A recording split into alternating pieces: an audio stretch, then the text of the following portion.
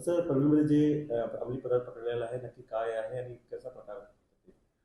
अ, मागील आठवड्यामध्ये पनवेल परिसरामध्ये गुन्हे शाखेने अंमली पदार्थाच्या 2-3 कारवाया केलेल्या आहेत.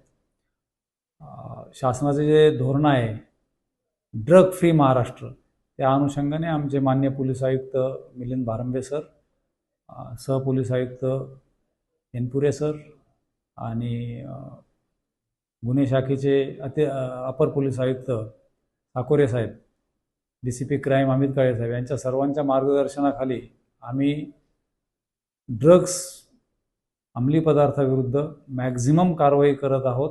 पोलीस स्टेशन्सही करत आहेत, गुन्हे शाखाही करत आहे.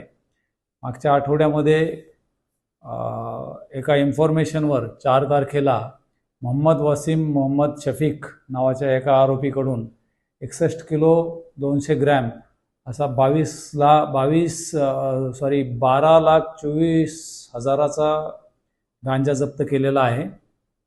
त्याच्यावर NDPS ॲक्ट खाली गुन्हा दाखल केलेला आहे.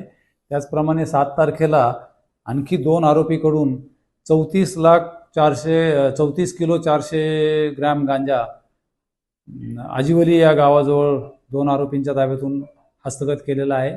त्याची किंमत 6,88,000 रुपये आहे. ड्रग्सच्या बाबत मान्य आयुक्तांचं 0 टॉलरन्सचं धोरण आहे आणि त्यानुसार नवी मुंबई पोलीस प्रयत्नशील आहे. पोलिसांतर्फे युवा पिढीला आमचं आवाहन आहे की say no to drugs, say yes to life, keep away from drugs. Thank you. हे जे दोन्ही आहेत ते एकत्र काम करतो वेगळे होते सर? नाही, हे वेगवेगळे गुन्हे आहेत. या व्यतिरिक्तही अन्य ठिकाणी रबाळे पोलीस स्टेशनला एक नायजेरियन नॅशनलला रबाळे पोलीस स्टेशननी कोम्बिंग दरम्यान तो मिळून आला.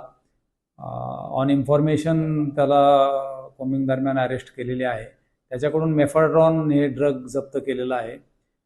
त्याचप्रमाणे पनवेलला एक मेफॅड्रॉनची कारवाई आमचे अँटी नार्कोटिक सेलचे सिनियर PI नीरज चौधरी आणि त्यांच्या पथकाने केलेली आहे आणि त्यातले जे जिथून सोर्स झालेले आहे ते आम्ही त्याचा शोध घेत आहोत. त्याचे 2 पदवीचे आरोपी त्यांची काही गुन्हेगारी पार्श्वभूमी पहिल्यांदा झाल्यापासून आहे सर? नाही, आता त्या आरोपींचे जुने गुन्हे त्यांच्यावर आहेत का नाही याची तपासणी चालू आहे, परंतु त्या गुन्ह्याचा अजून तपास चालू आहे. पुढचे वॉन्टेड काही आरोपीचे धागेदोरे आम्हाला मिळालेले आहेत, त्याच्यामुळे आम्ही त्या आरोपींचे नावं आणि त्यांची माहिती डिस्क्लोज करत नाही.